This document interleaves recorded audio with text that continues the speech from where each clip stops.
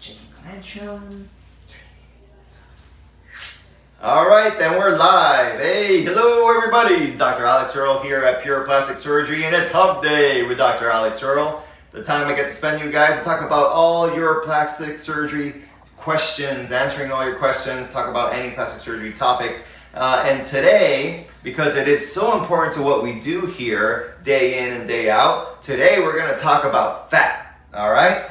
We're going to talk about fat because I think it helps when you understand, basically how fat works, okay? Especially if you're going to be getting a BBL, all right? So we're going to talk about, how fat behaves in the body once you're an adult, and then some of the changes that it goes through as we transfer the fat from one location to another, okay? So not too long a topic here, but I think it's very important. And then after that, I'll be happy to answer any and all of your questions, okay? All right, so as many of you know, a BBL. What is a BBL? So it is essentially fat transfer, right? We are removing fat from one area and then putting it in the buttock and hip. You can also think of it as a fat transplant, right? We're transplanting it from one area to another, okay? But because it is your own fat, it is your own body, once it takes in the new area, it acts like the fat would in any other place in your body, right? You're transplanting it to yourself. So once that fat takes, it's just like another part of your body, and that's why a BBL, if you maintain it, meaning you keep up with your nutrition and your exercise program and everything else, those results are for life, right? It should never go away. So let's start with the fat physiology so that we can understand how all this works. As you grow, right, of course, from baby stage to like toddler to kid to teenager, etc., the number of fat cells in your body does go up, okay? But once you become an adult, okay, approximately 18 years old or above, okay, once you become an adult, the number of fat cells in your body is relatively constant, okay? That means that if you have X number of fat cells in your belly area, when you're 20, you're gonna have the same number of fat cells in your area when you're 70, okay? So that doesn't really change. And it doesn't change by the area, right? So whatever you have in the belly, that's what it's gonna be. Whatever you have in your back, that's what it's gonna be, etc., etc., etc., okay? So then the next question is, well, then why do people get fat, right? What happens if you're not adding more fat cells? So what happens is not that the number of the fat cells changes, is that the size of the fat cell changes, okay? You're thin, you're fit, etc., then your fat cell may be this tiny, right? But if you don't take care of yourself, you eat a bunch of fatty food, fast food, all that stuff, okay, then those fat cells start to grow, and they start to grow, and they start to grow, okay? And so therefore, as you quote unquote become fat or become obese, what happens is that the fat cells that you had became larger, okay? So that's how fat works. So why is that important? Well, because when we do liposuction, right, when we do lipo, we are now permanently removing fat cells from a certain area. We remove them with the suction cannula, right? We suck out that fat, and those fat cells are now gone forever. So if you had, just making stuff up, but say if you had 1,000 fat cells in your belly, and we did liposuction, and we took out 100 of those fat cells, now you only have 900 fat cells in your belly, okay? So I hope that makes sense. So that's how liposuction works. So liposuction goes in and permanently removes the fat cells, and therefore the number of fat cells then goes down. Number of fat cells goes down after liposuction, okay? And that's why you hear stories such as, say someone had 1 round or even 2 rounds of liposuction in the trunk area, meaning the abdomen, back and flanks, and then after that they didn't take care of themselves. Well, it'll be more likely that they quote unquote gain weight in the areas that were not lipoed, right? So like in the face, in the arms, and the thighs. Why is that? Because when we did lipo, we permanently removed the number of fat cells in that trunk area. The other areas had the same number of fat cells that they had before, So now there's less fat cells here to grow, okay? And the same number in the other areas are there to grow. So the weight gain then preferentially goes to the areas that were not liposuction, okay? And one key place to be careful with that is what we call the visceral fat, okay? So visceral fat, all right? What is visceral fat? So visceral fat is the fat that is deep inside the belly, right? So if this is a belly, you have the fat that's superficial, and then you have the fat that is deep inside that belly. You have the fat that's with the organs, deep into here. Okay, so the visceral fat is the fat that we cannot remove via liposuction, right? It's too deep, it's where the organs are.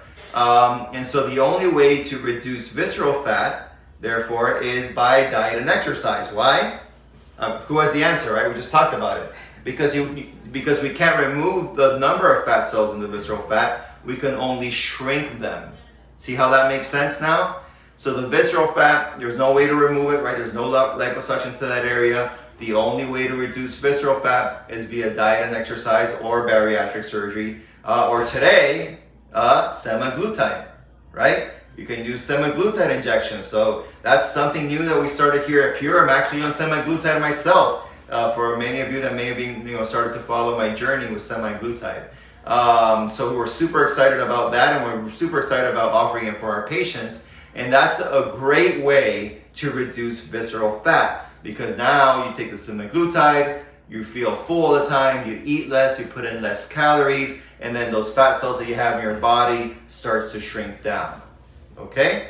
All right, so that's all making a lot of sense. So now we know how liposuction works. Now we know why if you do liposuction and you don't take care of yourself, you're going to get preferentially bigger in other areas, in areas that were not lipoed. Okay, and now we know about visceral fat and how to reduce, and what's the only way to reduce your visceral fat. The only way to reduce your visceral fat is to make those cells smaller, not to reduce the number of cells. Okay, so this explains a lot of what we do, even ab etching, right? So we do ab etching, we're removing a lot of fat in the areas that are etched out, the areas that you want to be valleys, and leaving a little bit of fat over the other areas to create those hills and valleys, to have that, make it that more that muscular, athletic look. All right? So that's why it's so important to take care of yourself after ab etching in terms of your nutrition and exercise, because if you don't, then the areas where you have more fat cells are going to grow more, and then things are going to look all kind of distorted and discombobulated. So if you're going for ab etching, that's a lifelong commitment to exercise and nutrition. Okay? All right.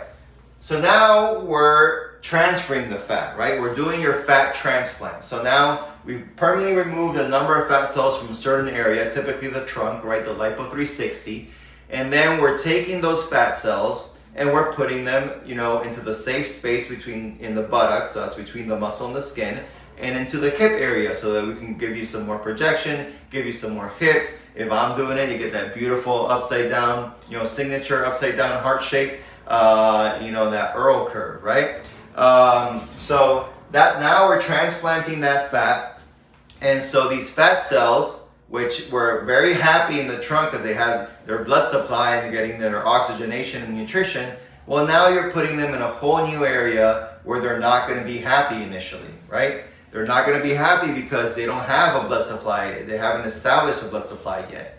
And so we're putting all that fat in. So of course at the beginning, we put in 100%, whatever fat we have to transfer, or whatever fat fits into the buttocks, giving the skin, how far the skin will stretch.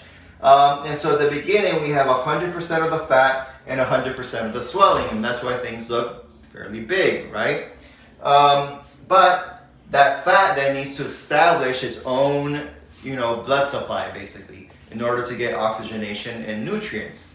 So the body, of course, that's what the body tends to do. Once it feels their cells there, it starts to grow basically blood vessels into the area to establish that blood supply. Okay, but because we're putting that fat in that safe space between the skin and the muscle, pressure is important. And so that's why if you put a lot of pressure on these newly transplanted fat cells that have no blood supply, you're going to basically choke them, right? You're going to choke them. They can't get oxygenation, they can't get nutrients, and so more fat cells are gonna die. And that's why we say it is so important in the first 6 weeks to not put pressure on the buttock or hips, okay, so that we can get as much fat to survive as possible. All right, and that's different, say if we were putting fat into the muscle, which is dangerous, and I do not recommend that because people can die, okay? But the reason why it was being done in the past is because the muscle has a much better blood supply. It's deeper in the buttock area, and therefore the fat survival was higher. And for when you had surgery done that way, people could stay, and it wasn't such a big deal because the fat was into or deep to the muscle. But of course, we've learned that we should not be doing that. It is dangerous to do that, and that we should only put the fat between the muscle and the skin in that safe space, okay, which is what I look at with the ultrasound when I do that to make sure that I'm in that safe space, okay? And therefore, pressure becomes an issue. So no sitting, no putting pressure in the area on the buttock or hips for 6 weeks. But even if you do everything perfectly well, say that we could just float you in the air for 6 weeks, you would still lose some fat, right? Because not all that fat's gonna be able to get a blood supply quick enough. Some of it is not gonna be able to do so, and therefore that fat cell will die and your body typically will absorb it. All right, so you're gonna lose, the average loss is about 30%, which means that you're gonna end up with about 70% of that fat that we transplanted, okay? So in some cases it can be higher. It does vary from patient to patient. Some patients it's 70%, some patients only are able to retain 60%. It is known that the survival rate is a little bit lower in the hip area than the buttock itself because the blood supply to the hip area is a little bit less robust than it is in the buttock region, okay? So that's what's happening there. And that's why you're losing about 30% of the fat cells, but you're also losing the swelling. And so you're gonna get to a low point, 6 weeks. 6 weeks is your low point. That's the lowest point, okay? This is where this is where we sometimes get panic calls from patients saying, my God, Dr. Earl, I lost all my fat. All right, well, no, you didn't lose all your fat. Maybe you lost 30% of it. But you lost all the swelling, and so things are looking like fairly small at 6 weeks, okay? But don't panic, all right? Because after that, you're gonna get into a fluff phase, okay? All right, so now what is a fluff phase and how does that work when we're talking about fat physiology, okay? Well, you've heard us say feed the fat, right? We gotta feed the fat. We definitely want to, be able to bring the appropriate nutrients to that fat that's been transplanted, that's trying to survive, okay? And so we want to increase healthy fats in your diet. That's going to be avocados, eggs, macadamia nuts, salmon, red meats, okay? But if you need a little extra boost, go ahead and get that ice cream and milkshakes, all right? Or you can get some of those Ensures as well, all right? But you want to feed the fat for how long? At least 3 months. 3 months, okay? You need to get to this mark here. You need to feed the fat for at least 3 months, okay? And what is one of the worst things that you can do, especially in the first 6 weeks, is to lose weight. Okay? Do not lose weight in the first 6 weeks. Okay? You shouldn't lose weight in the first 3 months.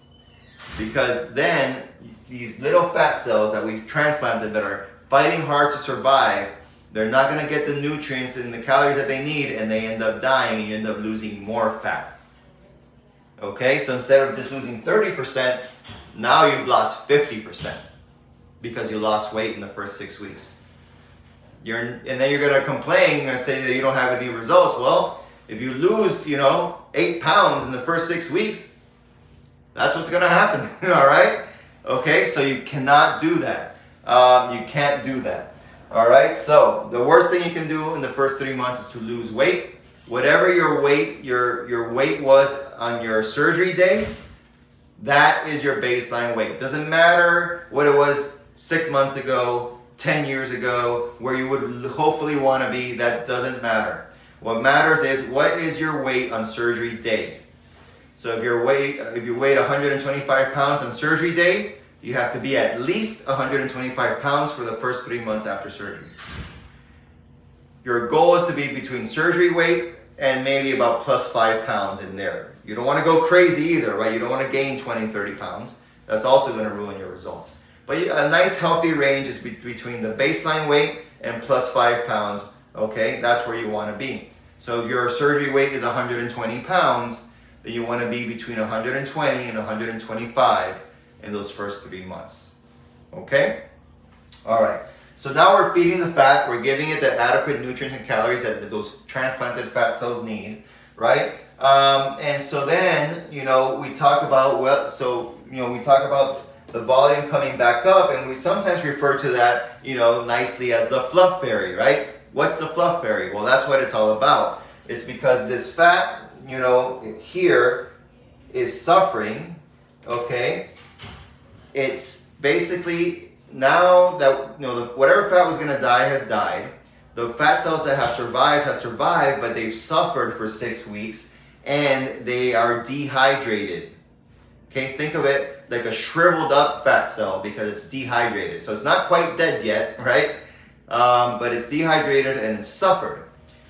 But we continue feeding the fat, we give it all those nutrients that we need, and continue hydrating at least a gallon, right? Why do you think we talk about hydrating 1 gallon per day after surgery, BBL? Because we've got to hydrate these fat cells as well. And so what happens, the reason that you come up on the curve is because then these fat cells that were suffering now are getting all the adequate nutrients and oxygenation and blood supply and hydration that they need. And so here they're like little tiny fat cells that are shriveled up, and then here they become a little bit bigger, which is where we want them to go, nice and healthy, okay? And so that's what happens when we talk about feeding the fat and the fluff fairy and all the different fluctuations that you go through, okay? All right, I feel like I talked for a long time, but I hope this makes it all clear, but I'll be happy to answer any questions regarding this or any other plastic surgery questions you may have.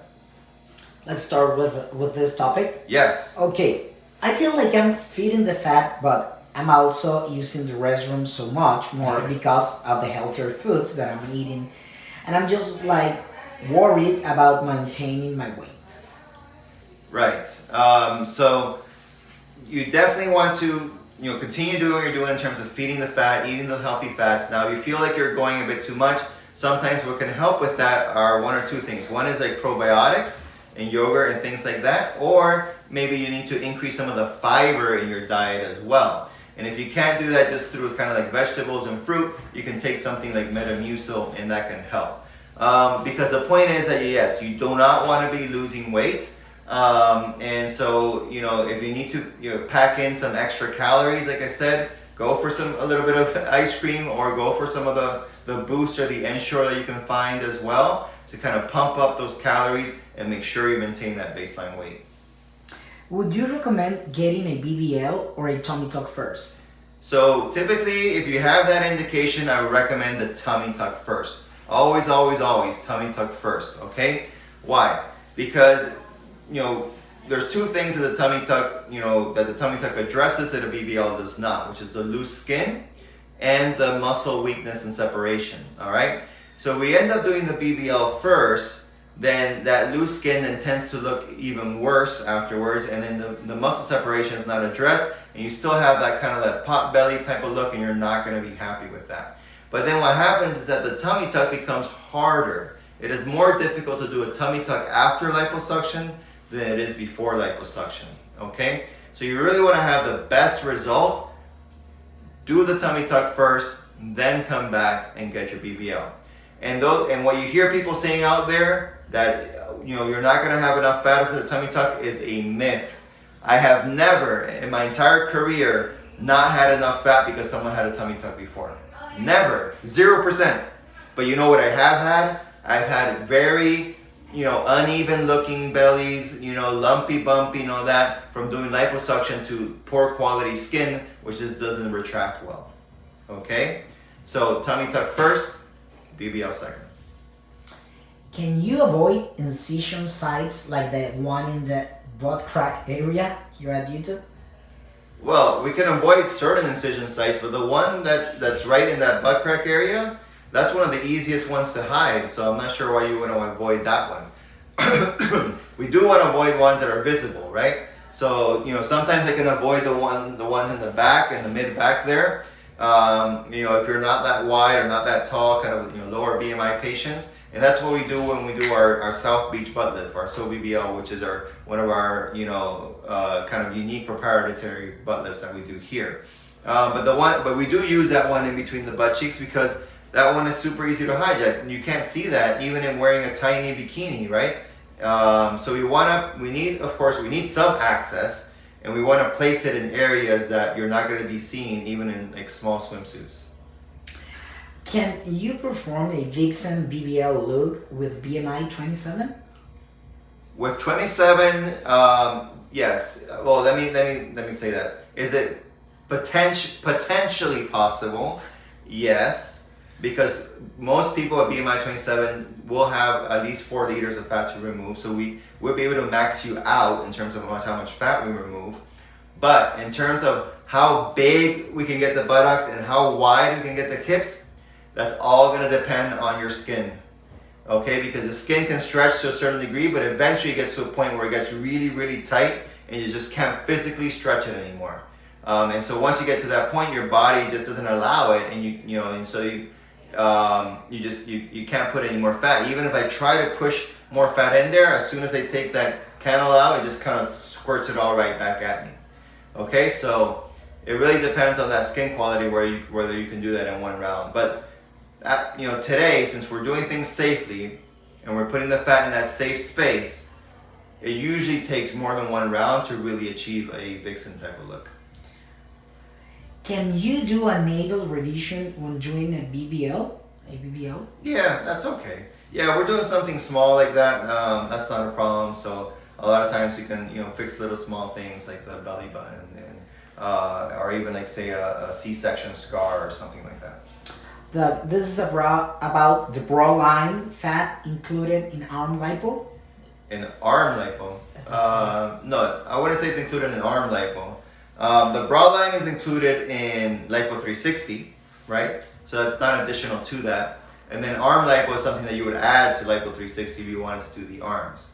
But the arm lipo typically just goes from elbow to armpit. That's where it typically goes. Okay.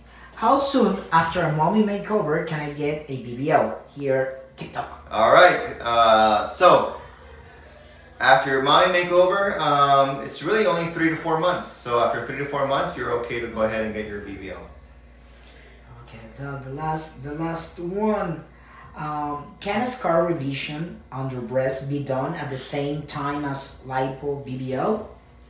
It depends on really how extensive that is. So if it's a full-on, like you're revising the entire anchor type pattern, then I would probably recommend to do it separately, okay? Because when you do your lipo BBL, you have to be in your breast, you have to be in your chest, okay? And if you're doing these long incisions that you're revising, then you're gonna run into problems with that, okay? But if you're doing something shorter than that, maybe you're just revising the areola, or you're just revising the small incision from a breast aug or whatnot, then that should be okay.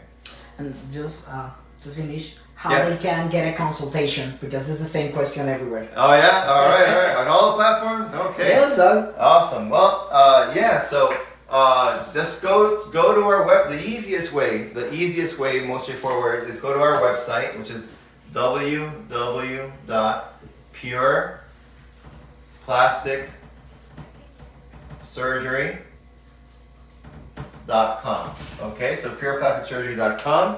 And then once you get into the website, you're gonna see a box or a button that says, let's see, virtual consult. Okay? You're gonna hit that button that says virtual consult. It's gonna take you to a questionnaire. You're gonna fill out the questionnaire. It has a few questions on there. And then you need to upload some photos. So be prepared to upload at least 3 photos. So front, side, side. If you're doing BBL, then 4 photos, front, side, and back.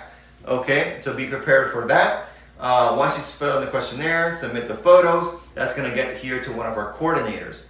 They will then reach out to you, okay, and they'll take it from there.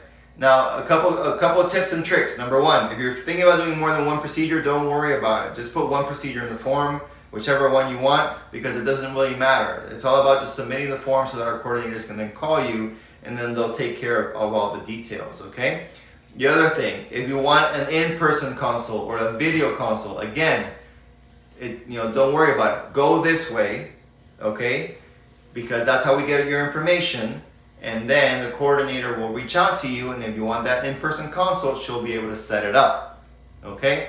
But that's why I'm saying this is the easiest, most straightforward way to get things going. Go to the website, go to the virtual consult, fill in your information, send in your photos, okay? And then our people, our patient care coordinators will provide you that concierge service. They're gonna take you, they're gonna kind of hold you by the hand and take you every step of the way, okay?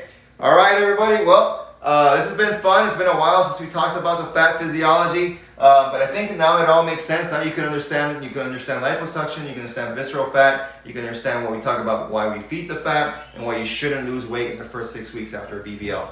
Okay? Well, I look forward to seeing everyone next week on Hump Day with Dr. Alex Earl. Ciao.